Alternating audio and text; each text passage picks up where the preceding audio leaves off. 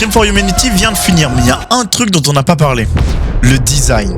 C'est un week-end chargé, un design pensé pour être simple et fort pour laisser le plus de place possible aux streamers. Le logotype est pensé pour être impactant, le mot Stream for Humanity écrit en lettres, accompagné de deux faces du monde. Le logo est séparé entre deux notions, ce que c'est et pour qui. La première partie évolue comme un tampon, c'est lui qui agit, qui vient soutenir l'humanité en utilisant une fonte condensée et bold permettant d'avoir le plus d'informations possible en très peu de place. Pour le bas, l'humanité est représentée par une typo à empattement qui vient donner de la vie au logo, une notion humaine qui détonne de la globalité. Le tout n'est pas plat, pour appuyer la vie, on vient ajouter de la texture qui se rapproche du terrain, du fait par l'humain, pour l'humain. L'illustration de l'événement prolonge l'humanitaire. La composition centrée guidée par une pointe fuite verticale place un enfant au sommet d'un amas de ruines, tenant une assiette vide et une fleur rouge, symbolisant à la fois un manque et de l'espoir. Autour, un monde entier plongé dans le même état de détresse, un horizon d'horreur mais une clarté venant du ciel, assombrie par la fumée des combats, suggérant de l'espoir. Le tout est représenté par un style texturé qui évoque le carnet de reportage, poussant la dimension humaine.